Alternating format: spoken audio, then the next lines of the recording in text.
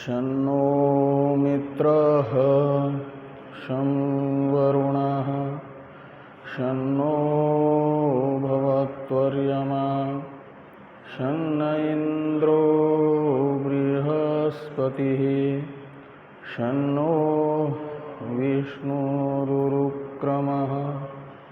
नमो ब्रह्मणे नमस्ते वायो त्वमेव प्रत्यक्षं ब्रह्मासि त्वमेव प्रत्यक्षं ब्रह्म वदिष्यामि ऋतं वदिष्यामि सत्यं वदिष्यामि तन्मामवतु तद्वक्तारमवतु अवतु माम्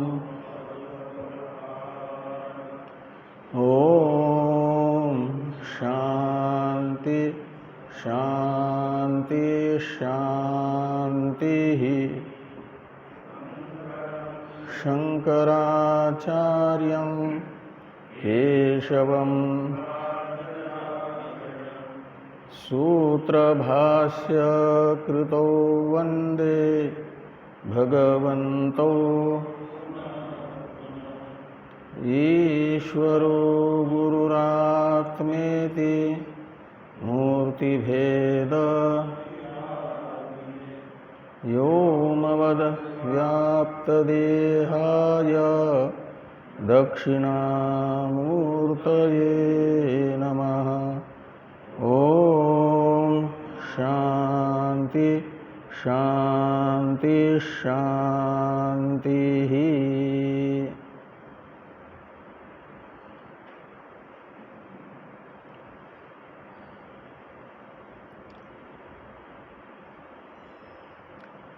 कृष्ण यजुर्वेदीय तैत्रीय उपनिषद के भृगुवल्ली नामक दशम अनुवाक के भृगुवल्ली नामक तृतीय अध्याय के दशम अनुवाक की अंतिम कंडिका के व्याख्यान रूप भाष्य की चर्चा हम लोग कर रहे हैं। इस कंडिका में श्रुति ने ब्रह्म विद्या के फलभूत कृतार्थता का वर्णन किया है। ब्रह्मज्ञानी ब्रह्मज्ञान होने पर सामगान करता हुआ रहता है। ये यहाँ पर कहा गया था पंचम कंडिका के अंत में। वो सामगान है। सामगान में साम शब्द का अर्थ ब्रह्म, तो सामगान का अर्थ है ब्रह्म स्वरूप के प्रकटीकरण अनुकूल शब्द उच्चारण, ये सामगान है, जिससे ब्रह्म स्वरूप का प्रकटीकरण हो, ऐसा शब्द उच्चारण करता है। हा हु इत्यादि निपात अहो अर्थ में है और 3 बार उच्चारण आश्चर्यत्व का ज्ञापक है। ब्रह्मज्ञानी को ब्रह्मज्ञान से समूल द्वैत का बाध हो जाने पर और अपने परमार्थ स्वरूप की अभिव्यक्ति से महान आश्चर्य होता है। कृतार्थता का अनुभव होता है। सर्वात्म भाव अनुभव में आता है और सर्वात्म भाव की अनुभूति ही कृतार्थता है। उसे अहम अन्नम इत्यादि से कहा गया। और ये भी कहा गया, यानी जब बाधित अनुवृत्ति से संसार प्रतीत होगा तो एक वेष्टि कार्यक्रम संघात रूप मात्र अपने आप को अनुभव न करके अन्न अन्नाद रूप से विभक्त संपूर्ण संसार ही अपना ही विवर्त स्वरूप हैं, ऐसा ब्रह्मज्ञानी को अनुभव होता है। उस अनुभव को प्रकट करने वाले अहम अन्नम, अहम अन्नाद, अहम श्लोककृत, अहम प्रथमज इत्यादि वाक्य थे। हम लोग अमृतस्य ना भाई यहाँ तक के मूल मंत्र के व्याख्यान रूप भाष्य की चर्चा कर चुके हैं। यो माँ ददाति स इदेव माँ आवा, ये जो मूल में वाक्य हैं इसके व्याख्यान रूप भाष्य की चर्चा होनी है।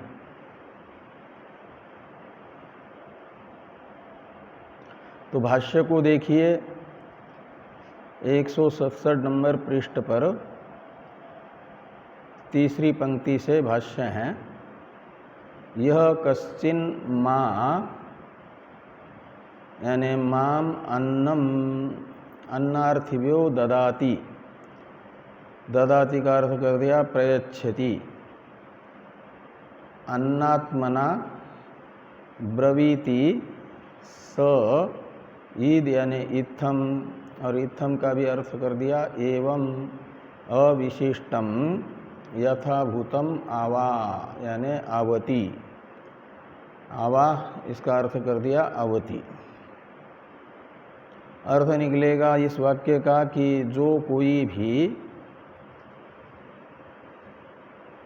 अन्नदान करता अन्नार्थी के लिए, अन्नार्थी के द्वारा अभ्यर्थित अन्न को यानी अन्नात्मक मुझे ही प्रदान करता है,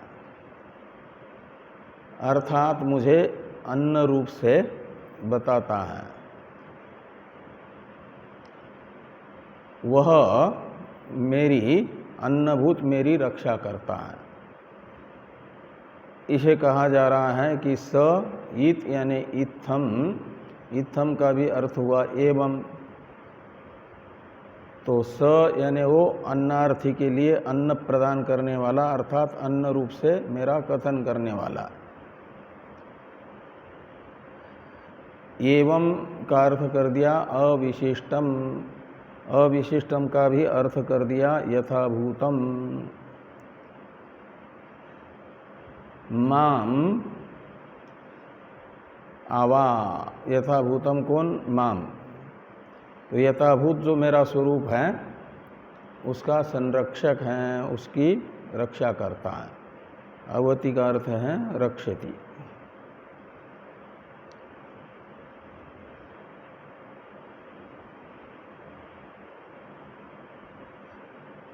और जो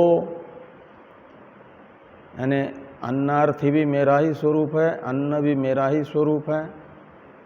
तो अन्नार्थी रूप मेरे स्वरूपांतर को अन्नात्मक मेरा जो विवर्त स्वरूप है वह नहीं देता है, तो उसकी क्या स्थिति होती है उसे आगे बताया जा रहा है भाष्य में कि यह पुनः अन्यो माम अदत्वा, ये जो अहम अन्नम अन्नम अदंतम अदमि इस वाक्य की व्याख्या कर रहे हैं। यो माँ ददाति स ईदेव माँ आवा, इस वाक्य की व्याख्या हो गई। इसके बाद अहम अन्नम अदंतम आदमी, इस वाक्य की व्याख्या भाष्य में है कि यह पुनः अन्यो माम अदत्वा अर्थिभ्य काले प्राप्ते अन्नम अत्ति तम अन्नम अदंतम भक्षयन्तम पुरुषम अहम अन्नम एव संप्रति अदमी। यानी भक्षयामि। तो ये कहते हैं कि जो कोई अन्य है, यानी अन्नार्थी को अन्न प्रदान करने वाले से अतिरिक्त, अन्न प्रदान न करने वाला, अन्नदान न करने वाला, उसे अन्य शब्द से लेना। तो यह पुनः अन्य माम अदत्वा अर्थिभ्य काले प्राप्ते, जब बुभुक्षा का समय प्राप्त हो, भूख लगी है सामने वाले को और अन्न की याचना कर रहा है और उसे अन्नम अदत्वा, माम अदत्वा यानी अन्नभूतम माम अदत्वा ऐसा लगा, अन्नभूत जो मेरा स्वरूप है वह न दे करके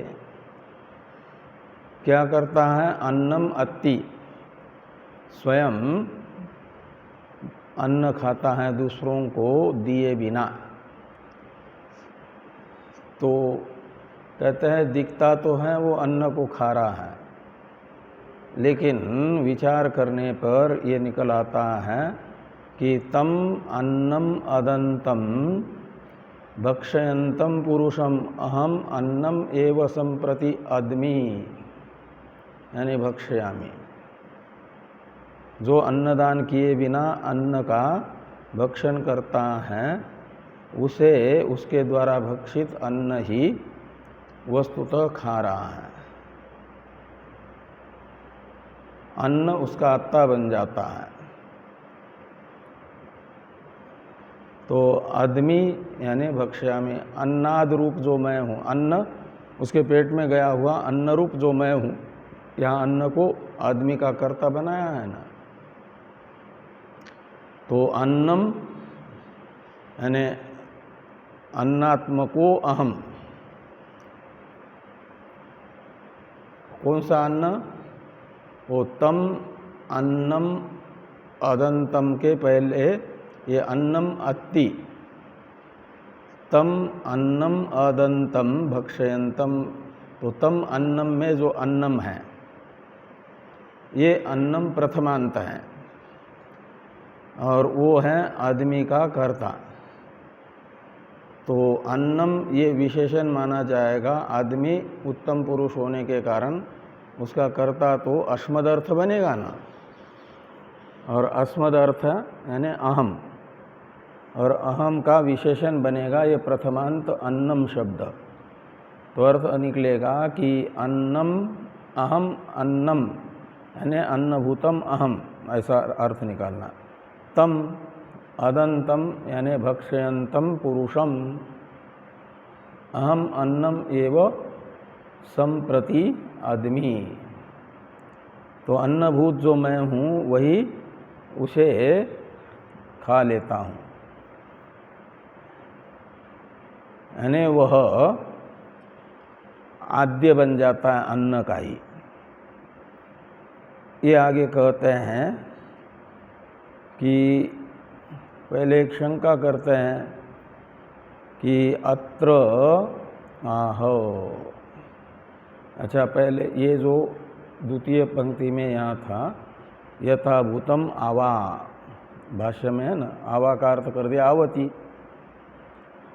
ये जो आवा है क्रियापद है, लोट लकार का मध्यम पुरुष एक वचन है, ये टीकाकार कह रहे हैं। थोड़ी टीका को देखिए वहाँ कि आवा इति लोट मध्यम पुरुष एक वचनम, यानी लोट लकार के मध्यम पुरुष का एक वचन है आवा। वो किस अर्थ में हुआ है, तो कहते हैं पौनः पुण्येन इत्येवं मत्वा आख्यातेषु निपात्यते, निपात्यते यानी विधीयते। तो पौनः पुण्येन का मतलब अभिव्याहार है, यह क्रिया सम अभिव्याहार अर्थ में वो यंग प्रत्यय होता है ना, ऐसे बार बार क्रिया कोई कर रहा है उस अर्थ में लोट लकार होता है, और लोट के स्थान पर मध्यम पुरुष होता है ही, और फिर ही और ही एक आदेश होता है मध्यम पुरुष के एक वचन में, परस्मय पद में, आदि ही इत्यादि में जैसे हुआ, और आत्मने पद में ये स्व आदेश होता है। और इन दोनों के स्थान पर हो जाता है फिर क्या कि वो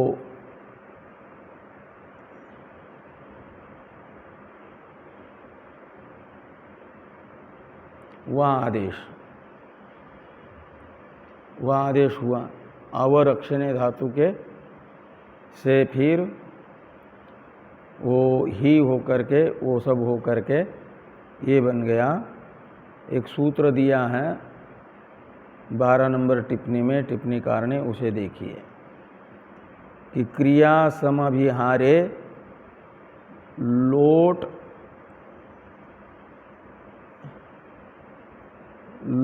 क्या है, लोट, पहले एक लोट हुआ, वो किस अर्थ में, क्रिया समभिहार अर्थ में, यानी पुनः पौन पुण्य क्रिया में दिखाने के लिए, बार बार क्रिया की आवृत्ति के दिखाने के लिए।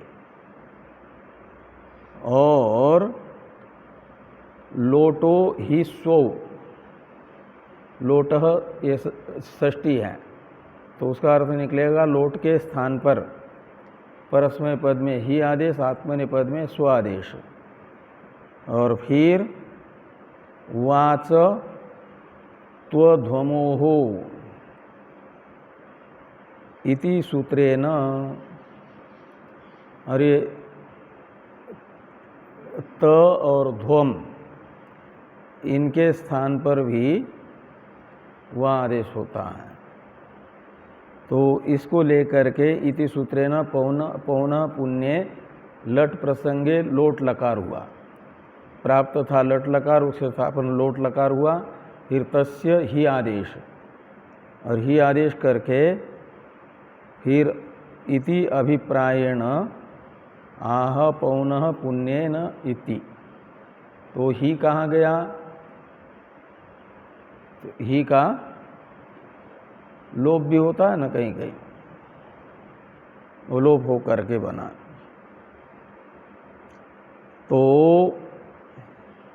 अर्थ निकला बार बार रक्षा करता है, कौन, अन्नार्थी को प्रदान करके भक्षण किया हुआ अन्न, जो अन्नार्थी के लिए प्रदान करके बचा हुआ अन्न है, यानी यज्ञ का प्रसाद है, वह पुनः पुनः रक्षा करता है। इस अर्थ में आवा शब्द का प्रयोग होगा। तो पौनः पुण्येन इत्येवं मत्वा आख्यातेषु निपात्य थे, आख्यात कहते हैं ये तिंगादि प्रत्ययों को, तिप्त झी इत्यादि जो प्रत्यय हैं इनको आख्यात कहा जाता है। अर्थ निकलेगा आवती इति व्याख्यातम, इसी को ध्यान में रख करके आवती ऐसी व्याख्या आवा पद की कर दी। अब ये जो हैं अत्र आह एवं प्राप्ते इत्यादि वाक्य भाष्य में, इसको देखिए, यहाँ से एक पूर्व पक्षी शंका कर रहे हैं कि अत्र आह यानी इस विषय में पूर्व पक्षी का ये कथन है। किस विषय में, तो अहम अन्नम अदंतम आदमी, इस वाक्यार्थ के विषय में पूर्व पक्षी का ये कथन है।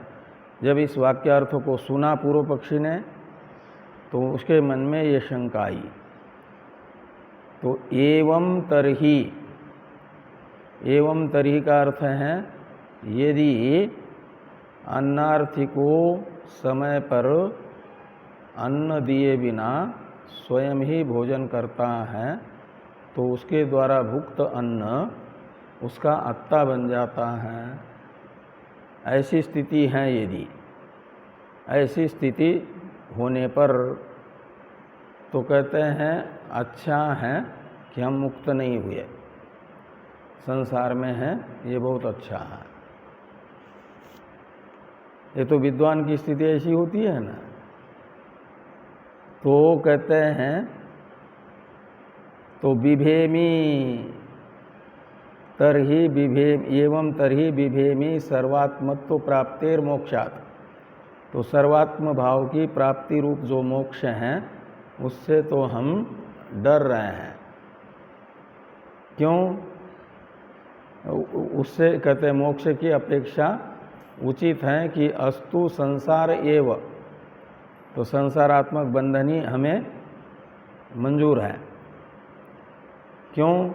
तो कहते इसलिए कि मुक्तोपि अहम अन्नभूतः आद्यस्याम अन्नस्य। तो मान लो मैं मुक्त भी हो जाऊं तो भी अन्नात्मक बन जाऊंगा, और वह अन्न यदि नहीं दिया जाएगा अन्नार्थी को तो उस अन्नार्थी को दिए बिना खाए हुए अन्न का मैं तो आद्य बन जाऊंगा। आद्य बनना है अन्न बन जाना, भक्षणीय बन जाना। कम से कम संसार में हूँ तो आत्ता तो हूँ, अन्न नहीं हूँ, यानी भोग्य नहीं हूँ, भोक्ता हूँ। तो भोग्य बनने की अपेक्षा भोक्ता बना रहना ये उचित है ना। ये पूर्व पक्षी कहते हैं कि सर्वात्मत्व प्राप्तेर मोक्षात् अस्तु संसार एव। क्यों? कहते यतो यानी यतः मुक्तोपि अहम, मान लो मैं मुक्त हो भी जाऊं तब भी क्या होगा कि अन्नभूत बन जाऊंगा, अन्न बन जाऊंगा। क्योंकि सर्वात्म भाव की प्राप्ति होगी तो अहम अन्नम मुक्त कहता है ना। तो मुक्त अन्न रूप भी बन जाएगा, अन्नाद रूप भी बन जाएगा। और फिर मुक्त के लिए कहा गया कि मुक्त का जो अन्नात्मक स्वरूप है वह दूसरों को दिए बिना खा लेता है, तो उस अन्न का आद्य बन जाता है, खाने वाला। तो अन्नस्य आद्यम श्याम, यानी भोग्य हो जाऊंगा। इस प्रकार की आशंका पूर्व पक्षी ने की। इसका समाधान करते हुए भाष्यकार भगवान कह रहे हैं कि एवं माँ भैषी, कहते हैं इस प्रकार से भय मत करो। एवं माँ भैषी का मतलब इस प्रकार से मत डरो मोक्ष से। क्यों? कहते इसलिए कि सर्व संव्यवहार विषयत्वात् सर्व कामाशनस्य। तो जो सर्व काम अशन बताया गया वह समव्यवहार का विषय है। समव्यवहार का विषय होने से वो द्वैतांतपाती होगा, कार्य रूप होगा। और जो भी कार्य हैं वो अविद्यक है। अविद्यक होने से ज्ञान से उसका बाध हो जाता है, और ज्ञानी इन अन्नादादि समव्यवहार विषय से बिल्कुल संबंध नहीं है जिसका, ऐसे स्वरूप में प्रतिष्ठित होता है, अद्वैत स्वरूप में प्रतिष्ठित होता है, परमार्थ स्वरूप में प्रतिष्ठित होता है। तो वहाँ तो न अन्न है न आद्य है न आत्ता है। ये आगे कह रहे हैं कि एवं माँ भैषी सर्व संव्यवहार विषयत्वात् सर्व कामाशनस्य। तो जो सर्व काम आशनत्व बताया गया, सोष्णुते सर्वान कामान सह ब्रह्मणा विपश्चिता, इस वाक्य से ब्रह्म भावापन्न ब्रह्मज्ञ सर्व काम अशन बन जाता है। ये जो कहा गया वह व्यवहार मात्र है, समव्यवहार मात्र है का मतलब कल्पित कथन है ब्रह्म विद्या की स्तुति के लिए। आगे कह रहे हैं कि अतित्य अयम समव्यवहार विषयम अन्न अन्नादादि लक्षणम अविद्याकृतम विद्यया ब्रह्मत्वम आपन्नो विद्वान। तो जो अविद्या का विषयभूत हैं, अविद्या निमित्तक हैं, कौन? सर्वसमव्यवहार विषय। वो सर्वसमव्यवहार विषय कौन है? अन्न अन्नादादि रूप द्वैत, ये हैं सर्वसमव्यवहार विषय। और ये अविद्याकृत है का मतलब अविद्या से कल्पित है। और जब विद्यया ब्रह्मत्वम आपन्नो विद्वान, तो विद्या से ब्रह्म भाव को प्राप्त हुआ विद्वान है, ब्रह्मवेद ब्रह्मैव भवति के अनुसार। वह विद्वान क्या करता है कि उसकी विद्या से अविद्या बाधित हो जाने से अविद्या निमित्तक सारा समव्यवहार विषयभूत अन्न अन्नादादि द्वैत मात्र बाधित हो जाता है। यह आगे कहते तस्य नैव द्वितीयम वस्तुअंतरम, परमार्थ दृष्टि से देखते हैं ज्ञानी की दृष्टि से, तो द्वितीयम वस्तुअंतरम नैव अस्ति, ऐसा अन्वय करना। तो दूसरी वस्तु उसकी दृष्टि में है ही नहीं। द्वैत हो तब तो अन्न अन्नादादि व्यवहार बन जाए। ये तो विभेति, ये तो यानी जिस द्वैत व्यवहार विषय से भय किया जाए, ऐसा कोई व्यवहार का विषयभूत द्वैत है ही नहीं, वस्तुअंतर है ही नहीं। अतो न भेत्तव्यम मोक्षात्, तो अद्वैत स्वरूप जो मोक्ष है उस मोक्ष से भय नहीं करना चाहिए, डरना नहीं चाहिए। एवं तर्हि किम इदम आह अहम अन्नम अहम अन्नाद इति। कहते यदि ब्रह्मज्ञानी के दृष्टि में समव्यवहार विषयभूत अन्न अन्नादादि रूप द्वैत है ही नहीं, तो ये ब्रह्मज्ञ ही तो अपनी सर्वरूपता को बता रहे हैं, कृतार्थता का ज्ञापन कर रहे हैं। और कृतार्थता का ज्ञापन करते समय क्या कह रहे हैं कि मैं ही अन्न हूँ, मैं ही अन्नाद हूँ, यानी द्वैत मेरा ही स्वरूप है। ये कैसे कह रहे हैं फिर यदि द्वैत है ही नहीं, द्वितीय वस्तुअंतर नहीं है, तो ये कथन भी नहीं बन पाएगा ब्रह्मज्ञ का। इस प्रकार की शंका पूर्व पक्षी ने की। इसका समाधान करते हुए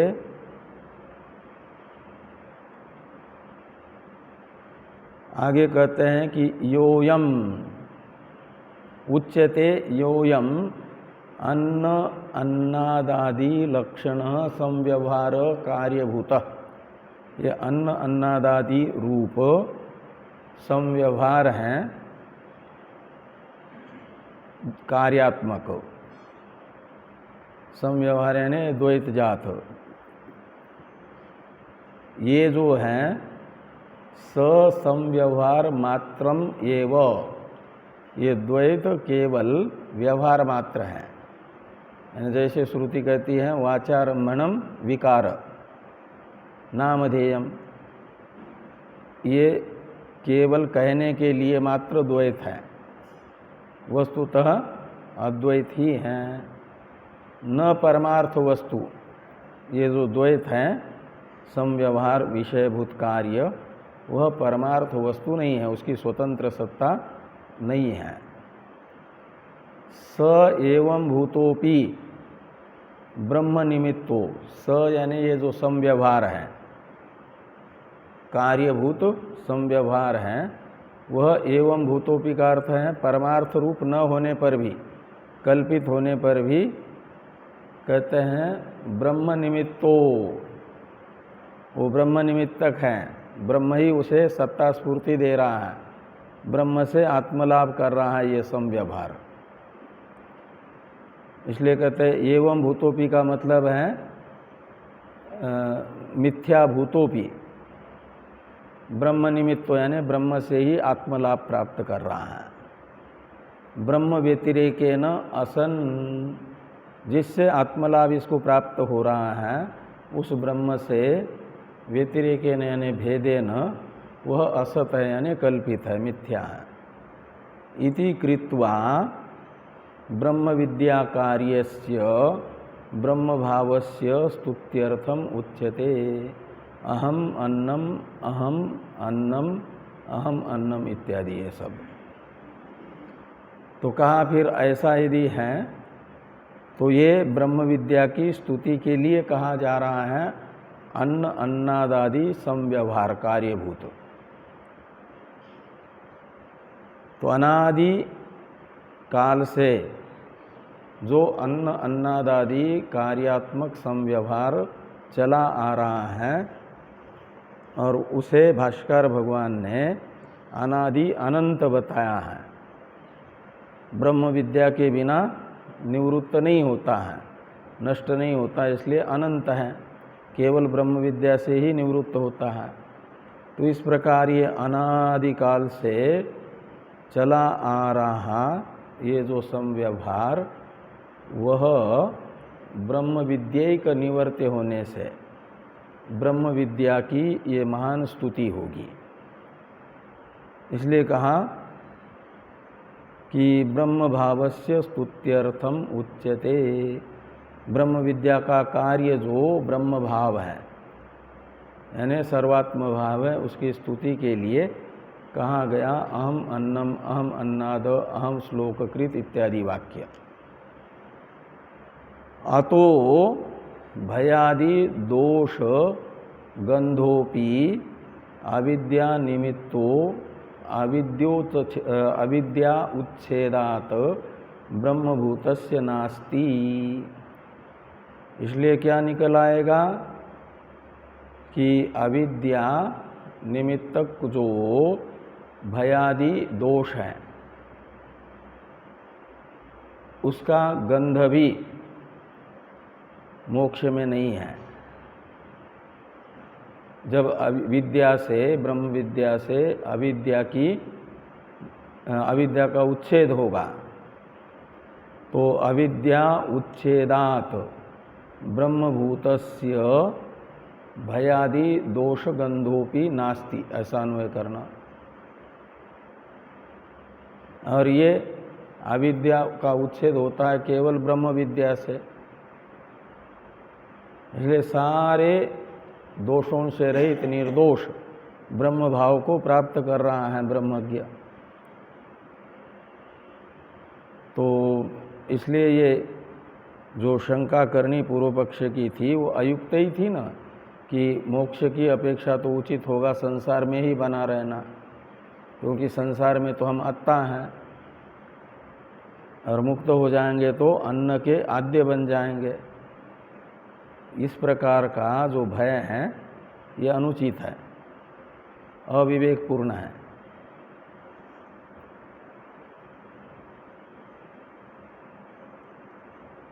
इति अहम विश्वम समस्तम। अब ये जो अंतिम वाक्य है कि अहम विश्वम भुवनम अभ्यभवाम, इसका अर्थ करते हैं भाष्यकार भगवान कि अहम विश्वम, विश्वम का अर्थ कर दिया समस्तम। विश्व ये सर्वनाम है न, सर्वाधिगण में पठित सर्व शब्द के पर्याय के रूप में। तो समस्तम भुवनम, तो भुवनम शब्द का अर्थ करते हैं ब्रह्मादिभीर भूतैहि संभजनीयम। तो ब्रह्मादि जो प्राणी हैं उनके द्वारा संभजनीय यानी संप्रार्थनीय वो भुवन है। और प्रकारांतर से भी भुवन शब्द की उत्पत्ति करते हैं कि भवन्ति इति वा अस्मिन् भूतानि इति भुवनम, तो अथवा इस प्रकार की उत्पत्ति कर लो कि जिसमें प्राणी रहते हैं, भवन्ति यानी विद्यमान है, उसे भवन कहा जाता है। और इस प्रकार का भुवन, भुवनम अभ्यभवाम यानी अभिभवामी, अभ्यभवाम का अर्थ कर दिया अभिभवामी। अभिभवामी का अर्थ करते हैं, टीका में टीकाकार करते हैं कि अभिभवामी यानी उपसंहरामी इत्यर्थ। तो ये इस भुवन का मैं उपसंहार कर लेता हूँ। कौन कह रहे हैं? ब्रह्मज्ञ कह रहे हैं। किस रूप से? कहते परेण ईश्वरेण स्वरूपेण। तो पर जो ईश्वर स्वरूप है यानी परमेश्वर स्वरूप है, लय कारणभूत, ये तो वह यानी यत् प्रयंति अभिसंविशंति तद ब्रह्म, यह श्रुति ब्रह्म में जगत लय हेतुत्व तो बताती है ना। तो जो जगत का लय कारणभूत जो एक मेरा स्वरूप है, उस रूप से मैं ही क्या करता हूँ? भुवनों का उपसंहार करता हूँ। अभिभवामी का अर्थ है, अभिभव का अर्थ होता है अभिभूत करना, आवृत्त कर देना, दबाना। तो महाप्रलय में ये सब संसार कहाँ जाता है? अविद्या में विलीन हो जाता है, यानी प्रकृति उपाधिक परमेश्वर में स्थित रहता है वो। तो ईश्वरात्मता ज्ञानेन अहम बाधे द्वैतम ततो नास्ति भय कारणम इत्यर्थ। तो ईश्वरात्मता ज्ञान से अहम बाधे, ऐसा ही है ना। तो अहम यानी उपसंहार करता हूँ का अर्थ कर रहे हैं अहम बाधे। ये अलग अलग छपा है कि एक अहम और बाधे एक साथ छपा है क्या? हैं?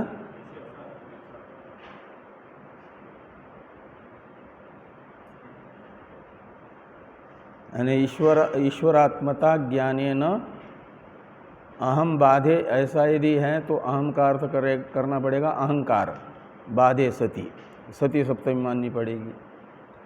और नहीं तो अहम अलग पद और बाधे अलग पद, उस समय बाधे ये हो जाएगा उत्तम पुरुष का एक वचन, अहम हो जाएगा कर्ता। तो ये अर्थ निकलेगा कि मैं बाध करता हूँ। उपसंहार करना है, बाध करना। तो सारे संसार का, भुवनों का मैं बाध कर देता हूँ, उपसंहार करता हूँ का अर्थ। अभिभवामी का अर्थ कर दिया उपसंहरामी, और उपसंहरानी का अर्थ होगा बाधे का मतलब बाध करता हूँ। किसका? तो कर्म हो जाएगा भुवनानी, अहम भुवनानी बाधे। तो भुवनों का बाध आप किससे करते हो? तो ईश्वरात्मता ज्ञान है ना। तो ईश्वर परमात्मा, अहम ब्रह्मास्मि ये ज्ञान है ईश्वरात्मता ज्ञान। और अहम ब्रह्मास्मि इस ज्ञान से भुवनानी अहम बाधे, ऐसा अन्वय होगा, मैं बात करता हूँ। फिर इसे जब या वहाँ वहीं पर द्वैतम है, भुवनम कहो या द्वैतम को, एक ही बात है। तो ईश्वरात्मता ज्ञानेन अहम द्वैतम बाधे, तो द्वैत का बाध कर देता हूँ। और जब द्वैत का बाध होगा तो क्या होता है? कहते ततो नास्ति भय कारणम। तो भय तो द्वितीय से होता है ना, द्वितीयाद्वय भयम भवती के अनुसार। तो जब द्वैत का बाध ही मैंने कर दिया तो मेरे भय का कोई हेतु नहीं रहा। अब अंतिम वाक्य है मूल में कि सुवर्ण ज्योति य एवं वेद इति उपनिषद। तो सुवर्ण ज्योति, इसकी व्याख्या करते भाष्यकार भगवान कि सुवर्ण ज्योति ही, इसमें सुवर, स्व का अर्थ कर दिया सुवर का, आदित्यो सुवरादित्य, स्व शब्द का अर्थ है आदित्य, और सुवर के बाद में न भी है ना, वो निषेध अर्थ में नहीं है, इसलिए उसका अर्थ करते हैं नकार उपमार्थे। नकार उपमा अर्थ में है, उपमा अर्थ में होने से अर्थ निकलेगा कि आदित्य इव सकृत विभातम अस्मदीयम ज्योतिर, यानी ज्योति ही प्रकाश इत्यर्थ।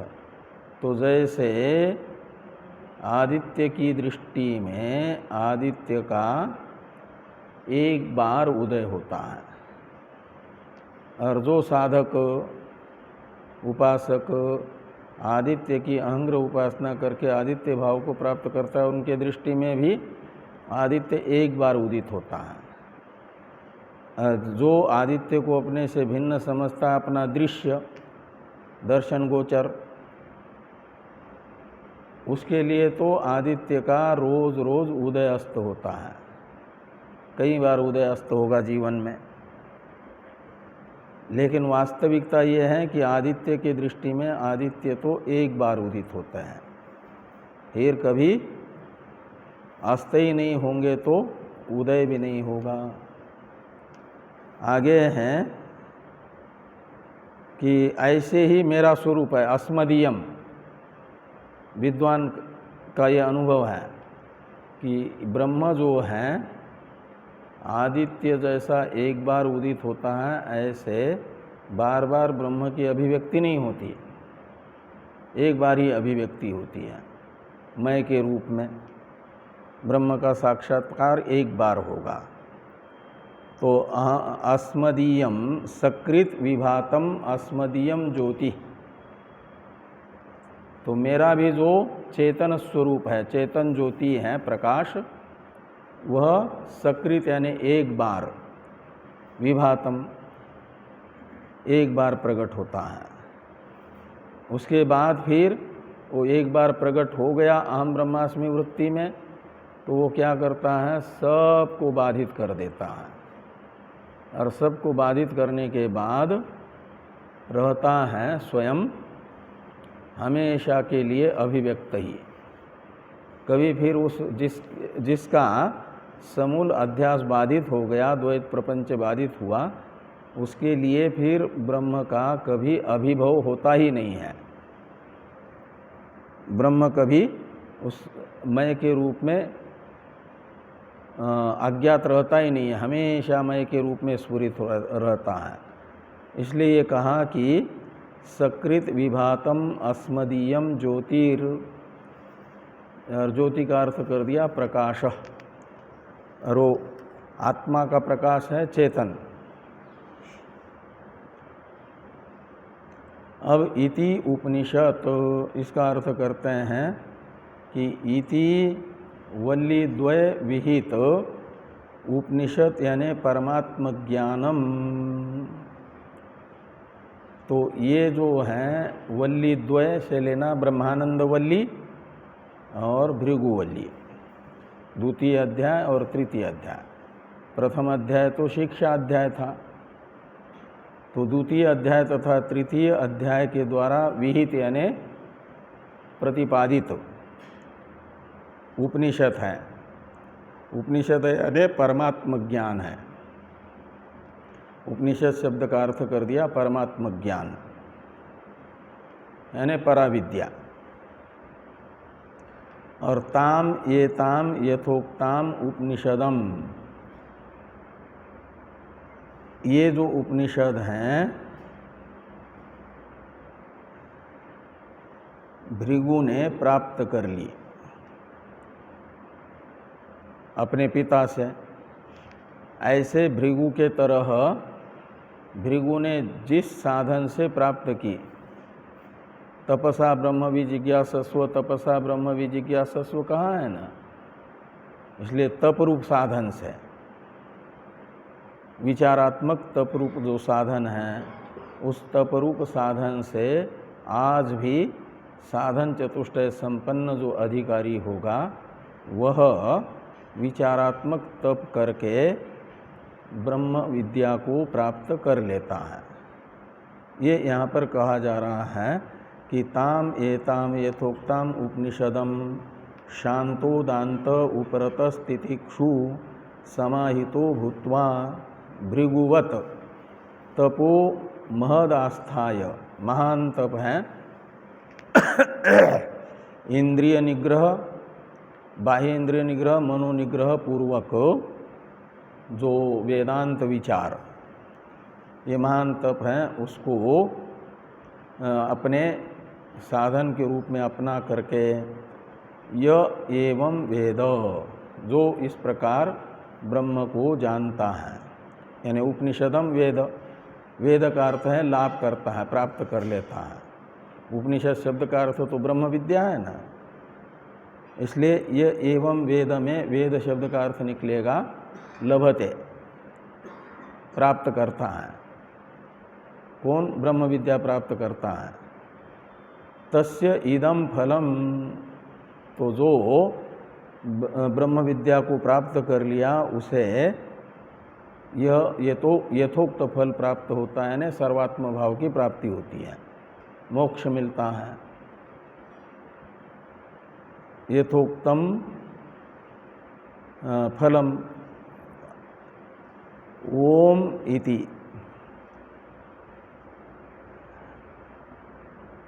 तो ये जो है ओम इति, ये मंगल अर्थ में, अंत में भी मंगल होना चाहिए ना, इसलिए भाष्यकार भगवान ने ओम शब्द का उच्चारण कर लिया। अथ शब्द और ओंकार शब्द का उच्चारण तथा श्रवण मंगल रूप माना गया है ना। ओंकारश्च शब्दश्च द्वावेतो ब्रह्मणः पुरा कंठम भित्वा विनिर्यातो तस्मान मांगलिका उभौ के अनुसार, तो ओम इति ये उपसंहार में मंगलाचरण है, और मूल में हैं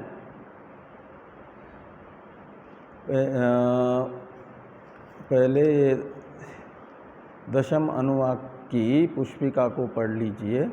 इति कृष्ण यजुर्वेदीय तैत्रीय उपनिषदि तृतीय भृगुवल्य अध्याये दशमो अनुवाक। और ये सहनावतु को सामुदायिक रूप से बोलिए, सामुदायिक रूप से।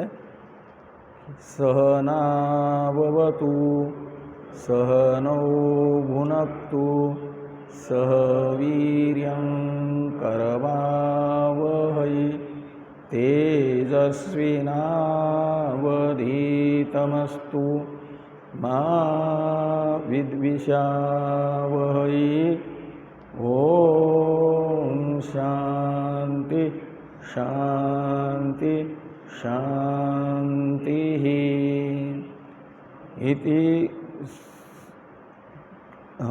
इति कृष्ण यजुर्वेदीय तैत्रीय उपनिषदि तृतीयो भृगुवल्याध्याय समाप्त। समाप्ता इयं कृष्ण यजुर्वेदीया तैत्रीय उपनिषत्।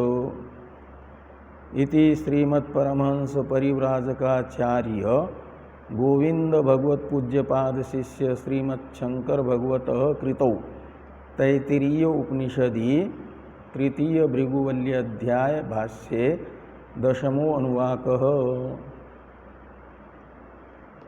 और ये जो कोष्टक में लिखा है वो वाक्य की गिनती लिखी हुई है। इति श्रीमत् परमहंस परिव्राजकाचार्य श्रीमत् गोविंद भगवत पूज्यपाद शिष्यस्य शंकर भगवतः कृतौ तैत्रीय उपनिषद भाष्ये तृतीयो भृगुवल्याध्यायः।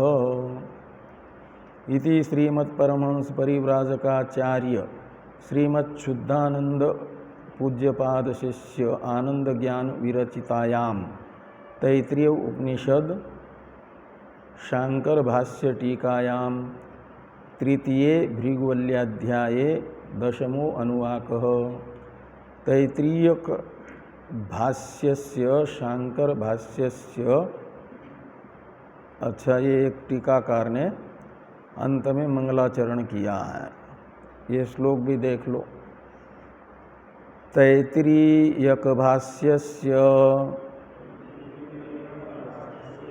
शांकरस्य दृढीयसः स्फुटार्थबोधकामेभ्यो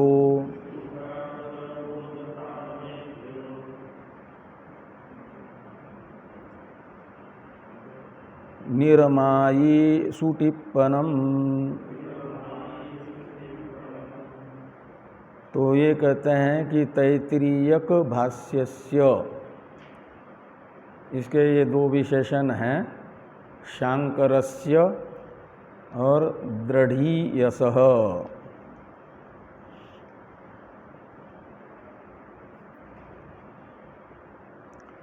तो ये जो हैं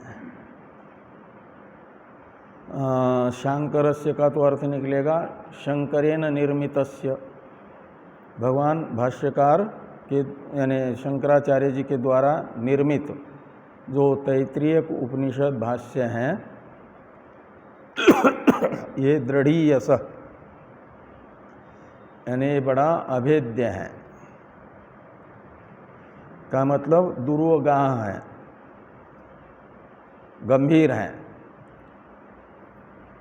और उस गंभीर भाष्य का स्फुटार्थ बोधक बोध कामेभ्य, स्फुटार्थ बोध काम प्रातिपदिक है उसका, चतुर्थी का बहुवचन है कामेभ्य।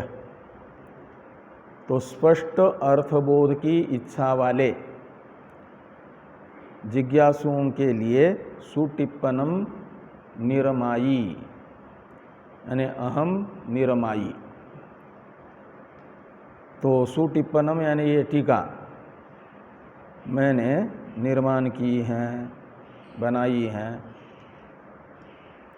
इति श्रीमद् परमहंस परिव्राजकाचार्य श्री शुद्धानंद भगवत पूज्यपाद शिष्य श्रीमद् भगवद आनंद ज्ञान विरचितायाम तैत्रीय उपनिषद शांकर भाष्य टीकायाम तृतीयो भृगुवल्य अध्यायः समाप्त।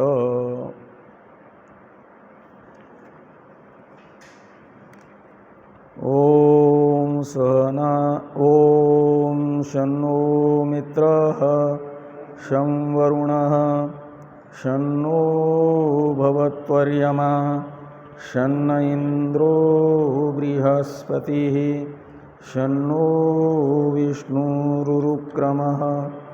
नमो ब्रह्मणे नमस्ते वायो त्वमेव प्रत्यक्षं ब्रह्मासि त्वमेव प्रत्यक्षं ब्रह्म वदिष्यामि ऋतं वदिष्यामि सत्यं वदिष्यामि तन्मामवतु तद्वक्तारमवतु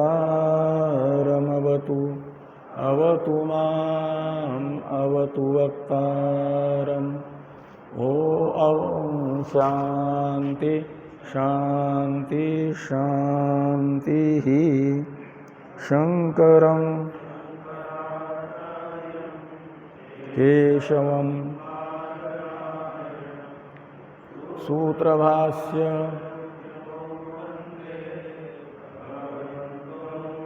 पुनः पुनः ईश्वरो गुरुरात्मेति मूर्तिभेद